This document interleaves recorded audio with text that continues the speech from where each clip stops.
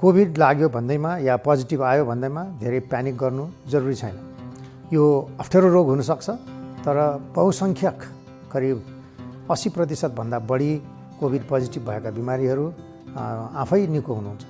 केही प्रतिशतलाई यसले अलिकति माइल्डदेखि मोडरेट सिम्पटम्सहरू लक्षणहरू आउन सक्छन् भने थोरै प्रतिशतलाई यसले गम्भीर रूप लिन सक्छ र अस्पतालमा उपचार गर्न जानुपर्ने हुन्छ।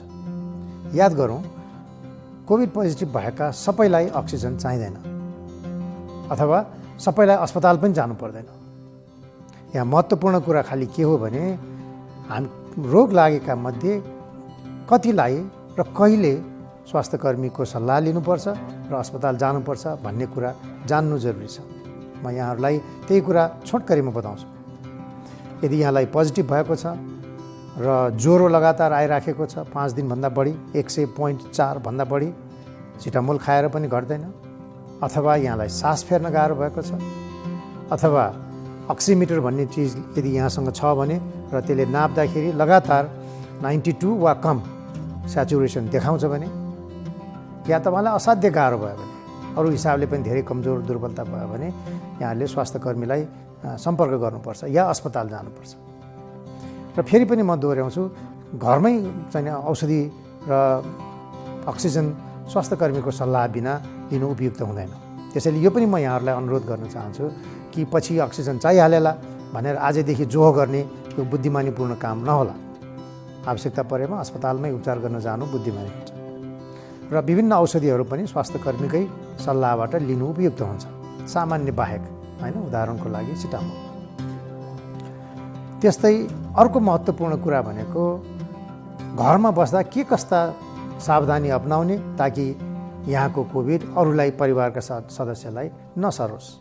त्यो एकदमै महत्त्वपूर्ण कुरा हो र यो 4-5 वटा परिस्थितिमा यहाँहरूले स्वास्थ्यकर्मीलाई सम्पर्क गर्ने र अस्पताल जानुभयो भने यसको उपचारहरू गर्न सकिन्छ र धेरैजसो केसहरू फेरि पनि केही उपचारबाट राहत, सहज र निको पनि हुनसक्छ।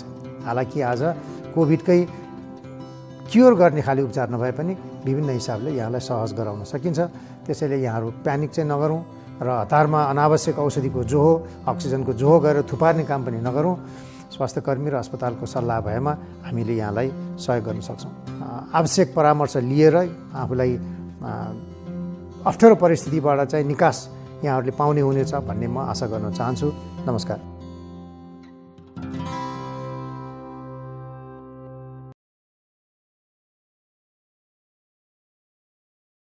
बच्चाहरूको तनाव वयस्कहरूको भन्दा अलिकति फरक रूपले चाहिँ प्रकट हुन सक्दछ।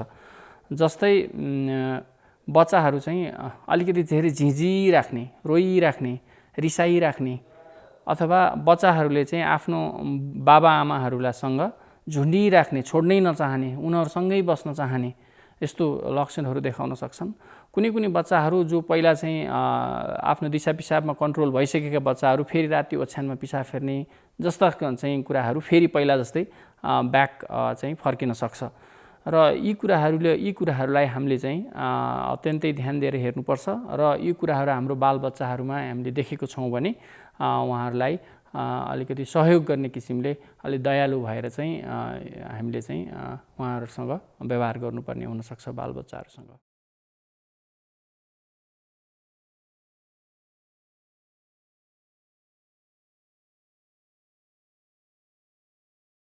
हालको अवस्थामा कुनै पनि बालबालिकालाई रुगाखोकी, ज्वरो, घाँटी दुख्ने, सास प्रश्वासमा अप्ठ्यारो, पखाला लाग्ने, पेट दुख्ने जस्ता कुनै पनि लक्षण देखिएमा कोभिडको सङ्क्रमण हुन सक्ने कुरालाई हामीले ध्यान दिनुपर्ने हुन्छ। त्यस्तै गरी अलि ठुला बालबच्चामा स्वाद र गन्ध हराउने तथा साना शिशुहरूले दुध खान कम गर्ने अथवा खान बन्द गर्ने जस्ता लक्षण भएमा पनि कोभिडको शङ्का गर्नुपर्ने हुन्छ। कोभिड सङ्क्रमणमा एन्टिबायोटिक औषधिको कुनै पनि रोल हुँदैन र त्यस्तै यो भिटामिन सप्लिमेन्टेसनहरूको पनि खासै हालसम्म भएका वैज्ञानिक अध्ययनहरूबाट कोभिडका बिरामीहरूमा कुनै पनि सकारात्मक सुधार भएको कुरा प्रमाणित भइ नसकेको हुँदा भाइटामिन सप्लिमेन्टेसनहरू यो कोभिडको स्ट्यान्डर्ड उपचार विधिमा समावेश गरिएका छैनन्। यदि साधारण लक्षण मात्र देखिएको अवस्था जस्तै रुगाखोकी, ज्वरो, घाँटी दुख्ने, पखाला लागेको र यसको साथ यससँगै यदि अन्य दैनिक क्रियाकलापहरू जस्तै खाने, खेल्ने, सुत्ने आदिमा कुनै पनि असर नपरेको अवस्थामा घरैमा राखेर अभिभावकको प्रत्यक्ष निगरानीमा बालबालिकालाई उपचार गर्न सकिन्छ। ज्वरो आएको अवस्थामा हरेक 6 देखि 8 घण्टामा सिटामोल दिन सकिन्छ। त्यस्तै पौष्टिक खाना, प्रशस्त झोल पदार्थ दिएर र घरैमा राख्न सकिन्छ। यदि बच्चामा योभन्दा अलि जटिल किसिमका लक्षणहरू देखा परेमा जस्तै खोकी धेरै बढेमा, सास प्रश्वासमा समस्या आएमा, झाडा पखाला निकै बढी मात्रामा लागेमा, बच्चा धेरै सुस्त अथवा उसको अन्य क्रियाकलापहरूमा पनि असर पर्न गएमा, ज्वरो 5-6 दिनपछि पनि ज्वरो नघटेमा र त्यस्तो अवस्थामा स्वास्थ्यकर्मीसँग सल्लाह गर्ने अथवा अस्पताल जानुपर्ने हुन्छ र उहाँहरूको सल्लाह अनुसार थप उपचार गर्ने जरुरी हुन आउँछ।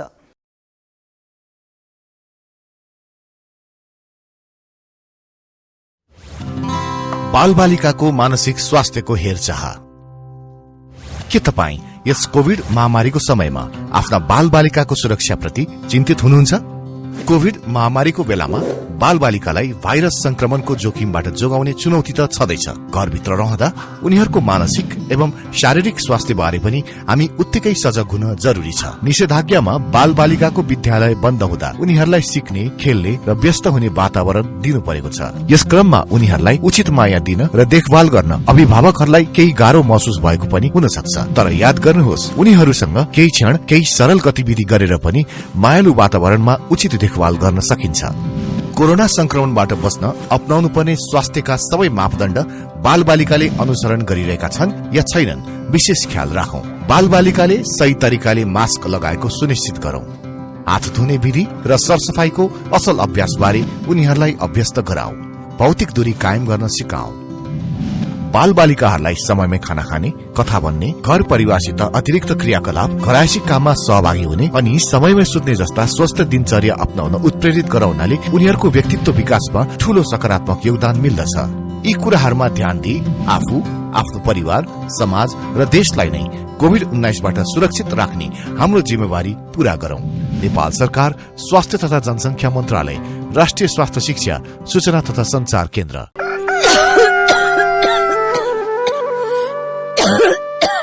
कता हो चमेली दिदी, हतार हतार? हरि भाइ पो 3-4 दिन पछि रोपाइन्छ, त्यसैको जोर जान्न लागेको छु। अलिकति सामान ल्याउनु पर्ने, पर पसलतिर हिँडेको। खोक्दै हुनुहुन्छ त? हिजो अस्मिता छोरीले नि आमालाई सन्चो छैन भन्दै थिइन्, खास के भएको नि? के हुनु नि, छोराछोरी त्यत्तिकै आत्तिन्छन्। अस्ति बेसरी दही खाइदिएको थिएँ, फेरि खेतको कामले अलि अबेला घर आइयो, हिलो भयो भनेर नुहाइदिएको, त्यसैले गर्दा खोकी सुरु भयो। हिजो चाहिँ ज्वरोले अलिक हरायो। 4तिर भ्याउनु छ, बिरामी भएर बसेर पनि त भएन नि। कोरोना त लागेन नि दिदीलाई? खै होइन होला, दही नि खाइयो, बेलुका नि नुहाइयो, त्यसैले होला। नानीहरू पनि परीक्षण गर्न जाउँ न आमा भन्दै थिए। उनीहरूको मन राख्नलाई पर्सी रोपाई सकेर कोरोना परीक्षण गर्न जाउँला नि भनेको छु। कहाँ दिदी, त्यसो भनेर हुन्छ? यदि कोरोना नै रहेछ भने त डुबाएन। घरका मान्छे त त्यसै नै जोखिममा छन् नै। तपाईको रोपाईमा आएका त्यत्रा मान्छेलाई कोरोना सर्यो भने भोलि के भन्छन्? चमेलीकोमा रोपाई गएको कोरोना पो लिएर आयो भन्दैनन्? हेलचेक्राइ गर्नुहुन्न है दिदी, रोपाई त अरूले पनि गरिहाल्छ नि। कोरोना नै भएको रहेछ भने त झन् गाह्रो भएन भने? हुन त हो, फेरि चमेलीले कोरोना सारेर मारी भनेर जिन्दगीभरि सुन्नु पर्ने पो हो कि? अर्कोतिर घरमा वृद्ध सासू ससुरा पनि हुनुहुन्छ, केटाकेटी पनि छन्। म छोरीलाई भनेर परीक्षण गर्न जान्छु। धेरै राम्रो दिदी, परीक्षणको नतिजा अगाउ भई छुट्टैको ठाउँमा बस्नुस् है। अनि घरमा पनि तपाईले मात्र होइन, सबैले मास्क लगाउनु भन्नुस्। रिपोर्ट पोजिटिभ आइहाल्यो भने चाहिँ 10 दिनसम्म अलग्गै बस्नुस्। याद राख्नुहोस्, कोभिडको बेलैमा पहिचान भएमा जटिलता हुन र अरूलाई सार्नबाट रोक्न सकिन्छ। नेपाल सरकार, स्वास्थ्य तथा जनसंख्या मन्त्रालय, राष्ट्रिय स्वास्थ्य शिक्षा, सूचना तथा संचार केन्द्र। एन्टिजेन परीक्षणको लागि स्वास्थ्य तथा जनसंख्या मन्त्रालयले रु 1000 शुल्क तोकेको छ। योभन्दा बढी शुल्क नदिनु हुन म यहाँहरूलाई आग्रह गरेँ। साथै त कुनै पनि फार्मेसीमा गएर या अनुमति नलिएका ठाउँबाट पनि गएर यो परीक्षणको सेवा नलिनु हुन चाहिँ यहाँहरूलाई मैले आग्रह गरेँ। PCR परीक्षणको शुल्क सरकारी अस्पतालहरूमा लक्षण भएको खण्डमा निःशुल्क उपलब्ध छ भने लक्षण नभएका व्यक्तिहरूले पनि परीक्षण गराउन सक्नुहुन्छ, तर त्यसको लागि 1000 रुपैयाँ शुल्क तिर्नुपर्ने हुन्छ। त्यस्तै निजी प्रयोगशालाहरूमा परीक्षण गराउँदाखेरि रु 2000 अधिकतम शुल्क तोकिएको छ। यसको अलावा कुनै पनि शीर्षकमा कुनै पनि शुल्क लिन पाउने प्रावधान छैन। होम टेस्टको पनि हामीले गाइडलाइन निर्देशिका जारी गरिसकेका छौँ। आधिकारिक प्रयोगशालाबाट यहाँहरूले घरमै पनि बोलाएर नमुना दिन सक्नुहुन्छ। हाललाई सरकारी प्रयोगशालाहरूबाट यो सुविधा उपलब्ध छैन, तर होम कलेक्सन गराउँदाखेरि पनि हजुरहरूले के कुरामा ध्यान दिनुपर्छ भने बिचौलियाको माध्यमबाट नमुना दिनु हुँदैन। जुन प्रयोगशालाले परीक्षण गर्ने हो त्यसै प्रयोगशालाको प्रतिनिधिबाट मात्र नमुना सङ्कलन गराउनुपर्छ।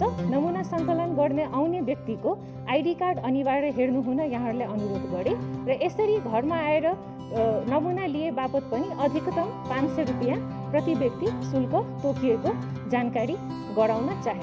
साथै नमुना सङ्कलन गर्ने क्रममा उत्पत्ति भएको फोहोरको पनि व्यवस्थापन सम्बन्धित प्रयोगशालाबाट खटिएको व्यक्तिले नै गर्नुपर्ने हुन्छ। बालबालिकामा देखा पर्ने मल्टिसिस्टम इन्फ्लेमेटरी सिन्ड्रोम बारे जान्नै पर्ने कुरा। मल्टिसिस्टम इन्फ्लेमेटरी सिन्ड्रोम MIS-C भनेको कोरोना संक्रमित बालबालिकाको मुटु, फोक्सो, मृगौला, छाला, आँखा जस्ता अंग सुनिने समस्या हो। यो सामान्यतया कोरोना संक्रमित भएको 2 देखि 4 हप्तापछि देखा पर्छ। यसका लक्षणहरू आँखा रातो हुनु, सास फेर्न गाह्रो हुनु, घाँटी दुख्नु, पेट दुख्नु, ज्वरो आउनु, पखाला लाग्नु, छाला, ओठ वा नङ निलो हुनु, शरीरमा डाबर आउनु, थकान महसुस हुनु। कोरोना संक्रमित वा संक्रमितसँग सम्पर्कमा आएका बालबालिकाहरूलाई 3 दिनसम्म ज्वरो आएमा र माथि उल्लेखित मध्ये कम्तीमा अन्य कुनै 2 वटा लक्षणहरू देखा परेमा तुरुन्त अस्पताल लैजानुपर्छ। बालबालिकामा यस्ता लक्षणहरू देखा परे के गर्ने? यो समस्या के कारणले देखिन्छ भनेर यकिन भइसकेको छैन, तर यो कोरोना भाइरस संक्रमित वा संक्रमितसँग सम्पर्कमा आएका बालबालिकामा देखिने गरेको छ। त्यसैले यस्तो समस्या आउने नदिन जनस्वास्थ्य सुरक्षाका मापदण्ड पालना गर्ने र गराउने गर्नुपर्छ। कोरोना संक्रमणबाट बच्नका लागि जनस्वास्थ्यका सबै मापदण्डको पालना गरौं, मास्क लगाऊ, भौतिक दूरी कायम गरौं, बेला बेलामा साबुन पानीले हात धोऊ। नेपाल सरकार स्वास्थ्य तथा जनसंख्या मन्त्रालय, राष्ट्रिय स्वास्थ्य शिक्षा, सूचना तथा संचार केन्द्र। पोस्ट कोभिड समस्या सम्बन्धी जान्नै पर्ने कुरा। के हो पोस्ट कोभिड समस्या? कोभिड-19 संक्रमण मुक्त भइसकेपछि पनि अलि जिउ गल्ने वा थकान भए जस्तो महसुस हुन सक्छ। त्यसमा आत्तिएर अस्पताल गइहाल्नु पर्दैन। तर यी पोस्ट कोभिड समस्याहरू देखा परेमा चिकित्सकसँग सल्लाह गरेर अस्पताल जानुपर्ने हुन सक्छ। सास फेर्न धेरै गाह्रो भएमा, धेरै नै थकाइ लाग्ने र धेरै कमजोरी महसुस भएमा, निन्द्रा नलाग्ने, झर्को लाग्ने जस्ता डिप्रेसनका लक्षणहरू देखा परेमा, एकाएक रक्तचाप बढ्ने वा घट्ने भएमा, थोरै समय हिँड्दा पनि स्वास्वा हुने भएमा, कालो ढुसीका लक्षणहरू देखिएमा नआत्तियौं तर सतर्क रहौं। स्वास्थ्य कर्मीको सल्लाह बमोजिम तथा संक्रमितको अवस्था हेरी समयमा नै अस्पताल लैजाने व्यवस्था गरौं। कोरोना संक्रमणबाट बच्नका लागि जनस्वास्थ्यका सबै मापदण्डको पालना गरौं। मास्क लगाऊ, भौतिक दूरी कायम गरौं, बेला बेलामा साबुन पानीले हात धोऊ।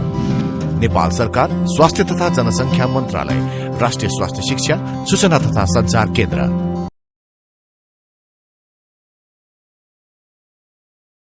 हामीले सबैभन्दा पहिला के बुझ्नु पर्यो भन्दाखेरि यस्ता महामारी अप्रत्याशित रूपमा आउँदाखेरि हामीमा केही मानसिक परिवर्तनहरू आउँछ। जस्तै रिस उठ्ने, चिडचिडापन हुने, निन्द्रामा गडबडी हुने, खानपिनमा गडबडी हुने, रोगसँग सम्बन्धित विभिन्न प्रश्नहरू दिमागमा आइराख्ने, आत्ती राख्ने, चिन्ता लाग्ने होइन, अन्यल जस्तो महसुस हुने यो सामान्य लक्षणहरू हुन् जुन मानसिक परिवर्तनहरू हुन्।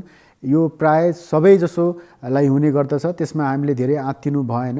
तर यी समस्या, यी लक्षणहरू बढ्दै गएर लामो समयसम्म रहेर त्यसले चाहिँ अब निराशा बनाउने, आत्महत्याको सोचहरू आउने, दैनिकीको कामै गर्न नसक्ने, हाम्रो अरूसँग गर्ने व्यवहारमा धेरै परिवर्तन आउने हुन थाल्यो भने चाहिँ कतै मलाई मानसिक रोग पो लाग्यो कि भनेर हामीले बुझ्नु पर्दछ। तनाव हामीलाई छ भने यसको व्यवस्थापन पनि गर्न सकिन्छ। सामान्य लक्षणहरू आउँदाखेरि जो हुन आइसोलेसनमा बस्नु भएको छ उहाँहरूले सकारात्मक सोच राखेर केही चाहिँ योगाहरू, मेडिटेसनहरू या डिप ब्रिथिङ एक्सर्साइजहरू भन्छौँ हामी, त्यो गरेर र आफूलाई सकारात्मक कुरामा बढी चाहिँ व्यस्त राखेर चाहिँ आफूलाई तनावलाई कम गर्न सकिन्छ।